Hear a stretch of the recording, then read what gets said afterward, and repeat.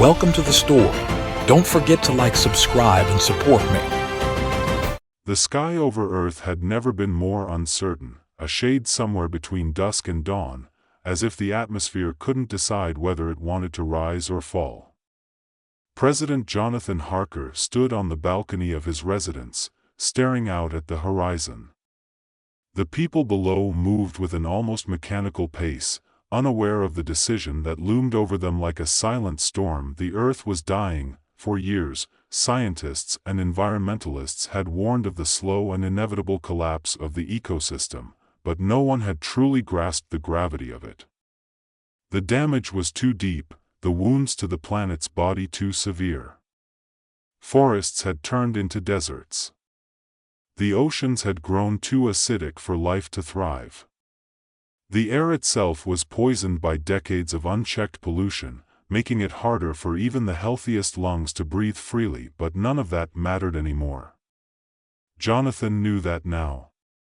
What mattered was the solution, a solution that had been whispered in the halls of government but never spoken aloud until a few weeks ago. The Earth was alive. Not in the way most people understood, but in a way that transcended science and slipped into the realm of the mystical. It was a sentient force, a consciousness that had remained hidden from humanity for millennia, waiting for the moment it would need to reveal itself. That moment was now, the fusion. Jonathan's mind drifted back to the Earth Council meeting, where he had learned the full scope of what was required. The fusion wasn't just a scientific process. It wasn't something that could be undone or negotiated. It was final, permanent. Once he agreed, there would be no more Jonathan Harker. Only a formless entity, bound to the Earth itself, ensuring that its life would continue while his own ended. A voice called from inside the room. "Mr. President?" He turned to find his chief of staff, Michael Oren, standing in the doorway. Oren's face was drawn, his usual calm demeanor replaced by the same unease that had settled over the entire administration. "It's time," Oren said quietly. Jonathan nodded, the weight of the decision settling into his chest like lead. He followed Oren back into the residence, the familiar surroundings feeling distant, like a fading memory. Paintings of past presidents lined the walls, men and women who had made their marks on history in ways both great and small. But none of them had ever faced a choice like this. Oren led him to the secure conference room where the Earth Council was gathered. The room was filled with a mix of scientists, spiritual leaders, and world officials, all of them united by a single purpose: to save the planet, whatever the cost. "Mr. President," a voice called from the far end of the room. Jonathan turned to face Dr. Elena Gray, the lead scientist of the council. Her dark hair was pulled back tightly, and her sharp eyes betrayed no hint of emotion. She had been one of the first to advocate for the fusion, understanding better than anyone else what was at stake. "Are you ready?" she asked, her voice steady. "As ready as I'll ever be," Jonathan replied, though the truth was far more complicated. Elena gestured toward the center of the room, where a holographic display of Earth rotated slowly, surrounded by swirling data points. It was beautiful in its way, a reminder of what they were all fighting for. But Jonathan knew better. The Earth on that display was a lie, a shadow of the truth. The real Earth was suffering, and soon, it would be too late to stop the collapse. "The fusion process is simple," Elena began, launching into the explanation she had given 100 times before.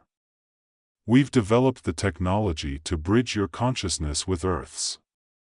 Once the process begins, your physical form will dissolve, and your mind will merge with the planet's consciousness.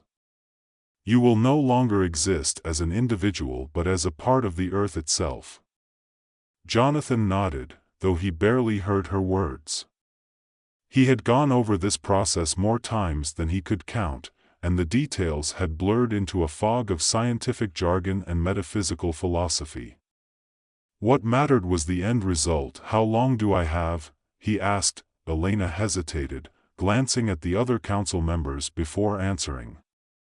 Once the fusion begins, you'll have about an hour before the process is complete. An hour, Jonathan repeated softly. It didn't seem like enough time, not for what he was about to lose. You'll have time to say your goodbyes, Elena offered, though Jonathan knew there was little comfort in that. Saying goodbye would only make it harder. The council meeting continued, but Jonathan's mind wandered. He thought of Eva, his daughter, only 8 years old. How could he explain this to her? How could he tell her that her father was about to disappear, not through death but through something far more abstract, far more terrifying? He had spent his entire life preparing to be a leader, but nothing had prepared him for this. Hours later, when the council adjourned, Jonathan found himself walking down the familiar corridors of the residence, each step heavy with the knowledge of what lay ahead. He stopped outside Eva's room, his hand hovering over the door handle.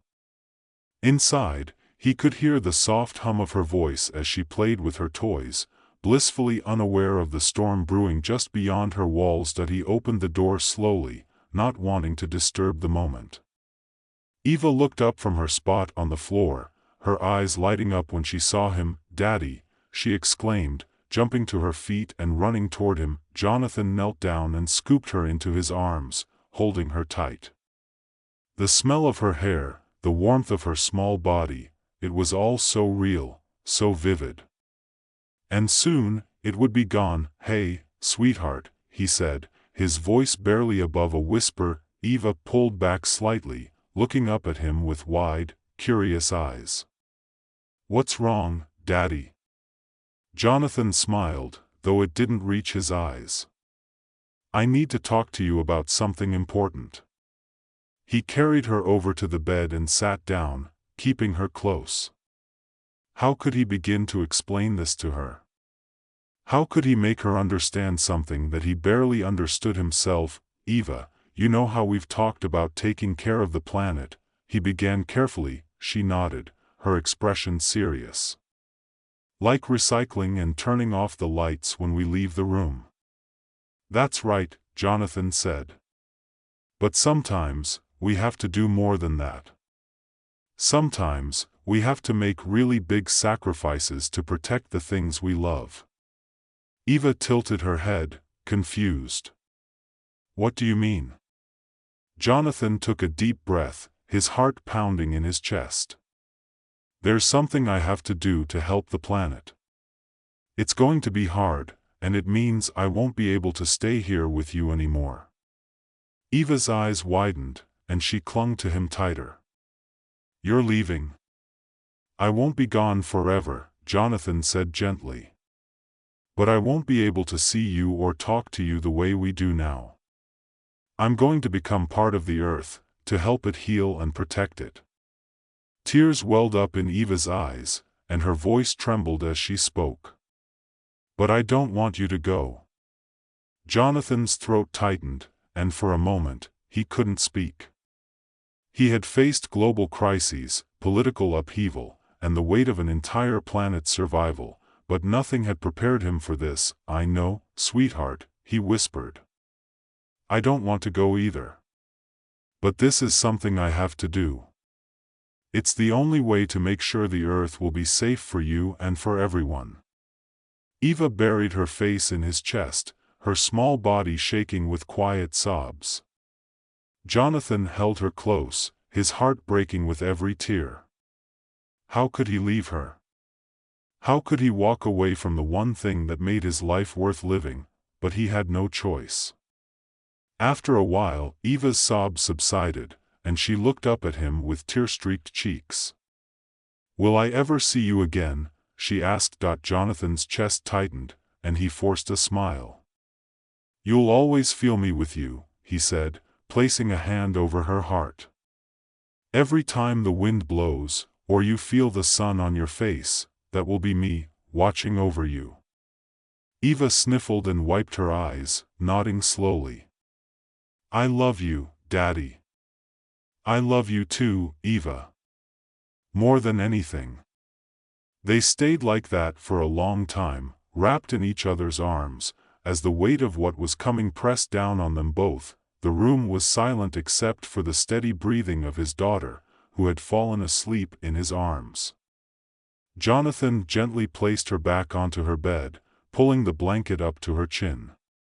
He watched her for a few moments longer, trying to memorize every detail of her face, knowing that this would be the last time he saw her like this, peaceful, innocent, unburdened by the weight of the world.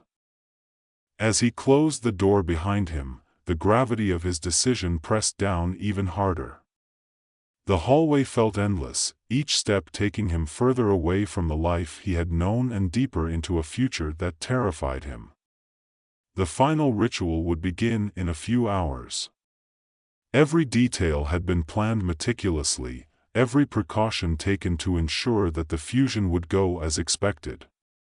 But Jonathan knew better than anyone that there were no guarantees. The Earth's consciousness was an ancient, unpredictable force. No one knew for certain what it would do once the fusion was complete, or if it would even accept him. His thoughts were interrupted by the arrival of his security detail, waiting to escort him to the sacred site. They moved silently beside him, their faces expressionless, as if they too were aware of the magnitude of what was about to happen. The convoy wound its way through the empty streets of the capital, past landmarks that Jonathan had grown accustomed to over the years. The once bustling avenues were eerily quiet now, as if the city itself was holding its breath, waiting to see if this final act of desperation would save it. They drove for miles, leaving the city behind and heading into the vast expanse of the countryside, where the sacred site was hidden away from the prying eyes of the world. It was the last untouched place on Earth, a forest that had remained unspoiled by human hands, protected by a series of ancient laws that had kept it safe from development and destruction. When they arrived, the air was thick with anticipation. Scientists, spiritual leaders, and global officials were already gathered, standing in hushed groups as they awaited the president's arrival. They watched him step out of the vehicle, their eyes filled with a mixture of respect and sorrow. They knew what this moment meant, not just for Jonathan, but for the entire planet. Dr. Elena Gray was the first to greet him, her expression unreadable as she led him toward the heart of the forest, where the fusion would take place. The trees loomed overhead, their branches entwined like the fingers of giants, blocking out the sky. It felt as if they had stepped into another world, a place where time moved differently, where the weight of centuries hung heavy in the air. "This is it," Elena said quietly, stopping just outside a small clearing. In the center of the clearing stood a stone platform, surrounded by ancient symbols carved into the earth. It was here that the fusion would happen, where Jonathan would leave his physical body behind and become something more. Jonathan stared at the platform for a long moment, his heart pounding in his chest. This was the point of no return. Once he stepped onto that platform, his life as Jonathan Harker would be over. He would become part of something greater, something eternal. But he would also lose everything he had ever known, his family, his friends, his identity. "Is there any chance this won't work?" he asked, his voice barely above a whisper. Elena glanced at him, her face softening slightly. "There's always a chance. But we've done everything we can to prepare. The Earth's consciousness has been dormant for a long time, but we believe it will accept you." Jonathan nodded, though the uncertainty gnawed at him. He had always been a man of logic and reason, someone who believed in solutions and outcomes. But this was different. This was a leap into the unknown. Taking a deep breath, he stepped onto the platform.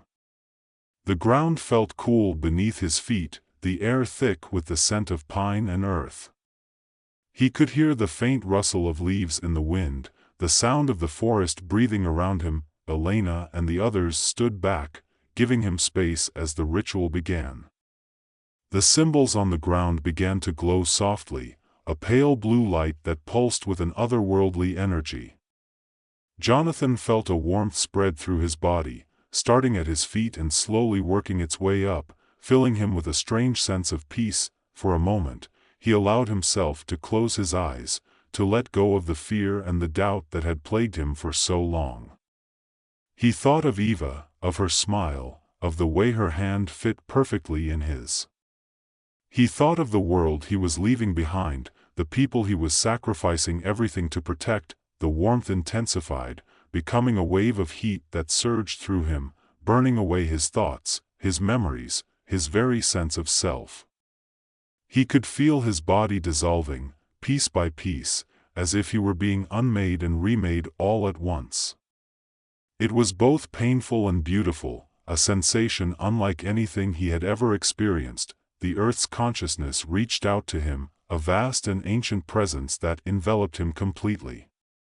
It was like being submerged in a sea of stars, each one a fragment of the planet's history, its pain, its joy. He could feel the Earth's memories flowing through him, the birth of mountains, the rise of civilizations, the destruction wrought by humanity. But there was something else, something deeper. The Earth was more than just a living planet. It was a being of immense power, a force that had watched over life for millennia, guiding it, protecting it. And now, it was reaching out to Jonathan, offering him a place within its eternal embrace. He let go, his physical body melted away, disappearing into the earth, the trees, the wind. His mind expanded, becoming one with the Earth's consciousness, connected to every living thing on the planet. He could feel the pulse of the oceans, the hum of the forests, the heartbeat of every creature. He was everywhere and nowhere all at once, and yet, a part of him remained, his love for Eva, his promise to protect her. It was this love that anchored him, that kept him from being completely consumed by the vastness of the Earth's consciousness. He would always be her father, even if he was no longer human. The ritual was complete, the world watched as the sky cleared, the clouds parting to reveal a brilliant blue that hadn't been seen in years. The oceans calmed, their toxic waters slowly beginning to heal. The forests breathed again, their leaves rustling in the wind as life returned to the planet. For the first time in decades, there was hope, but Jonathan Harker was gone. In the days that followed, the world mourned his loss. Tributes poured in from every corner of the globe, honoring the man who had given everything to save the planet. Statues were erected in his memory, schools and hospitals named after him. His legacy would live on, not just in history books, but in the very air people breathed, in the water they drank, in the ground they walked upon. And yet, for those who knew him best, there was a sense of something more. Eva, now grown into a strong, compassionate leader in her own right, would often walk through the forest where her father had made his final sacrifice. She could feel him there, in the wind that whispered through the trees, in the earth beneath her feet. She knew that he was watching over her, just as he had promised. The world had changed, but some bonds could never be broken.